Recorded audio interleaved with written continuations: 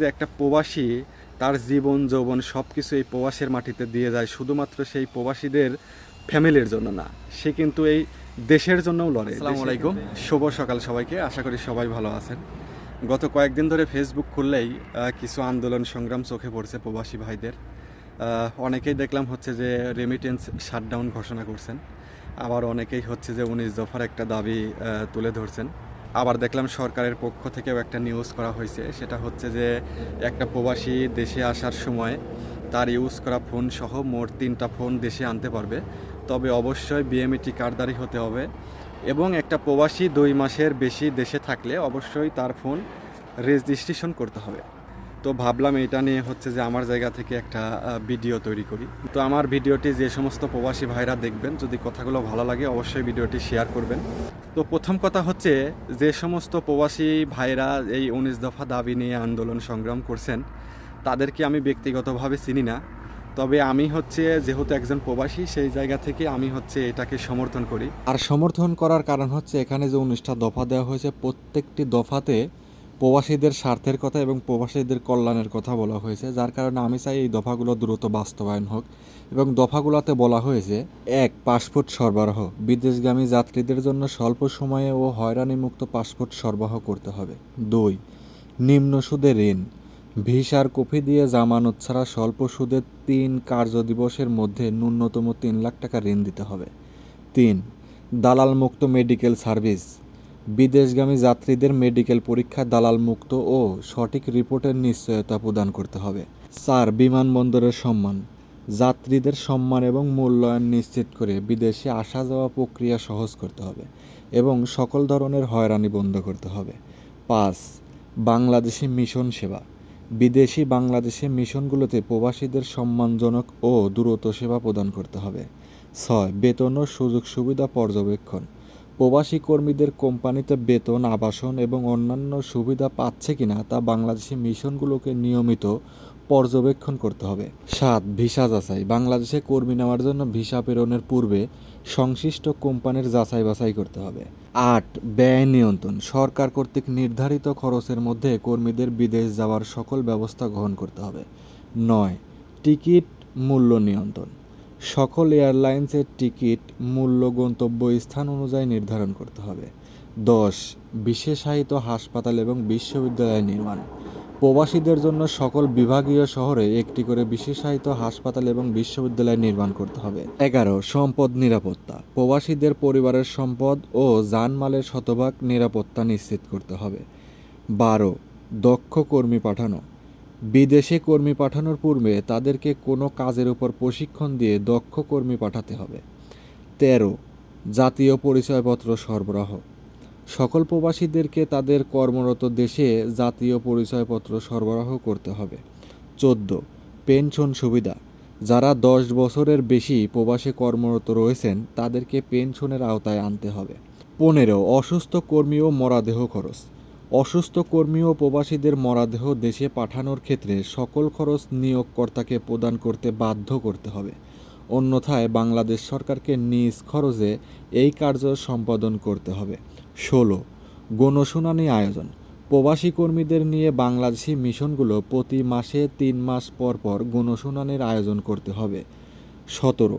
বৈধতা নিশ্চয়তাকরণ, বিভিন্ন দেশে যে সকল প্রবাসীরা অবৈধ আছেন তাদেরকে বৈধ করার চেষ্টা চালাতে হবে, অন্যথায় তাদেরকে দেশে নেওয়ার ব্যবস্থা করতে হবে। 18. অবৈধ পথে কর্মী যাওয়া বন্ধ, যে সকল দেশে বাংলাদেশ সরকার কর্মী প্রেরণ করে না সেসব দেশে অবৈধ পথে ঝুঁকি নিয়ে কর্মী যাওয়া বন্ধ করতে হবে। 19.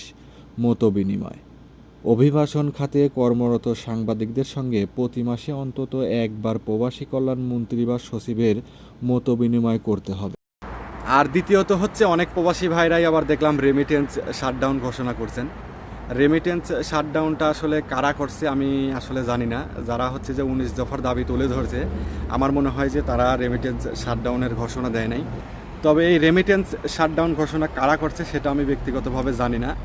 যারা 19 দফার দাবি তুলে ধরছেন তাদের সাথে আমি একমত, কারণ হচ্ছে যে এই 19 দফার মধ্যে যেগুলো দফা আছে সেই সবগুলাই হচ্ছে যে প্রবাসীদের স্বার্থে, প্রবাসীদের উপকারে আসবে। এই জন্যই হচ্ছে যে এই দাবিগুলো তুলে ধরা হয়েছে, যার কারণে আমি ব্যক্তিগতভাবে একজন প্রবাসী হিসেবে এই দাবিগুলোকে সমর্থন করি। আর রেমিটেন্স সম্পর্কে আমি ব্যক্তিগতভাবে কোনো মতামত বা কথা বলতে চাই না, কারণ হচ্ছে যে আমাদের প্রবাসী ভাই বোনদের রেমিটেন্সের উপরেই আমাদের দেশটা চলে, আর এই রেমিটেন্সের উপরেই কিন্তু আমাদের দেশটা দাঁড়িয়ে আছে। কাজেই আমি হচ্ছে যে রেমিটেন্স শাটডাউনের পক্ষে কথা বলতে চাই না, কারণ হচ্ছে যে রেমিটেন্স যদি শাটডাউন ঘোষণা করি তাহলে আমাদের দেশের ক্ষতি হবে, আর আমাদের দেশের ক্ষতি হওয়া মানেই তো আমাদের ক্ষতি, আমাদের পরিবারের ক্ষতি, আমাদের হচ্ছে আত্মীয় স্বজনের ক্ষতি। মানে একটা দেশ যদি ভালো থাকে, একটা দেশের অর্থনৈতিক অবস্থা যদি ভালো থাকে, তাহলে সেই দেশের নাগরিক ভালো থাকবে, আমাদের ফ্যামিলি ভালো থাকবে, আমাদের আত্মীয় স্বজন ভালো থাকবে। আর আমাদের দেশের অর্থনীতিকে আমরা যদি নষ্ট করে দেই তাহলে কোনো না কোনোভাবে আমরা ব্যক্তিগতভাবেই অসুবিধায় পড়তে পারি। একটা দেশ ভালো থাকলে সেই দেশের নাগরিক ভালো থাকে, এটা কিন্তু আমরা সবাই জানি।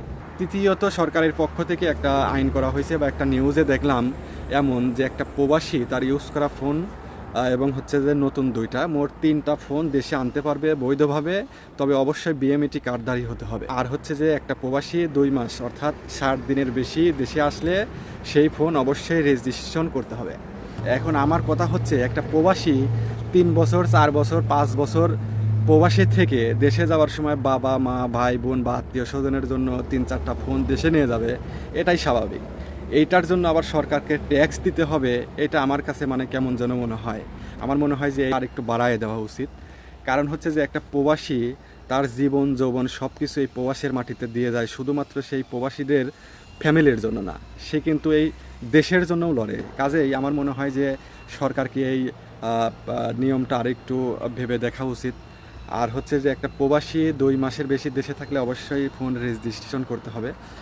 এই আইনটা আসলে আমার কাছে মোটেও পছন্দ না, শুধুমাত্র আমার কাছে না, এটা কোনো প্রবাসী আমার মনে হয় যে ব্যক্তিগতভাবে সাপোর্ট করবে না, কোনো প্রবাসী এটা হচ্ছে যে মানবে না। কারণ হচ্ছে যে একটা প্রবাসী 2 বছর 3 বছর প্রবাসে থাকার পরে 2 মাস হোক 3 মাস হোক বা 4 মাস হোক, যতদিনই দেশে যাক, এটার জন্য কেন রেজিস্ট্রেশন করতে হবে? থেকে তারা তো চুরি করে ফোন নিয়ে যাচ্ছে না, ডাকাতি করে ফোন নিয়ে যাচ্ছে না। তারা যখন এই দেশে ফোন কিনছে, তারা তো এই দেশের সরকারকে ভ্যাট ট্যাক্স দিয়েই তো ফোন বাংলাদেশে নিয়ে যাচ্ছে। সরকার যদি এরকম নিয়ম করেই বসে যে 2 মাস পরে আবার রেজিস্ট্রেশন করতে হবে, একটা প্রবাসী 3টার বেশি ফোন নিয়ে আসলে সরকারকে ট্যাক্স দিতে হবে, আমরা এই দেশ থেকে যখন ফোন কিনি অবশ্যই তো এই দেশের সরকারকে ট্যাক্স দিয়ে কিনি, আবার যদি ওই দেশে যে আমাদের দেশের সরকারকে ট্যাক্স দিতে হয়, তাহলে আমরা কেনই বা সরকারকে হচ্ছে বৈধ পথে রেমিটেন্স পাঠাবো? এটা তো যে কোনোভাবেই যে কোনো প্রবাসী রেমিটেন্স শাটডাউন ঘোষণা করবে, এটাই তো স্বাভাবিক। প্রবাসীদের স্বার্থে কথা না বলে প্রবাসীদের বিপক্ষে যদি সরকার কথা বলে, তাহলে অবশ্যই সকল প্রবাসী সরকারের বিরুদ্ধে দাঁড়াবে, এটাই স্বাভাবিক। তবে সরকারের মাথায় অবশ্যই এটা রাখা উচিত যে জুলাই অভ্যুত্থানে প্রবাসীরা যেরকম ভূমিকা রেখেছিল, এই রেমিটেন্স শাটডাউন করে সরকারকে যেভাবে বিপদে ফেলেছিল, আপনাদেরকেও যে এই বিপদে ফেলাবে না তার কিন্তু কোনো গ্যারান্টি নেই। কাজেই তাদের বিপক্ষে না দাঁড়িয়ে তাদের স্বার্থে কথা বলুন, এবং তারা যে 19 দফার দাবি দিয়েছে এই দাবিগুলো কিভাবে বাস্তবায়ন করা যায় সেই সম্পর্কে কথা বলুন।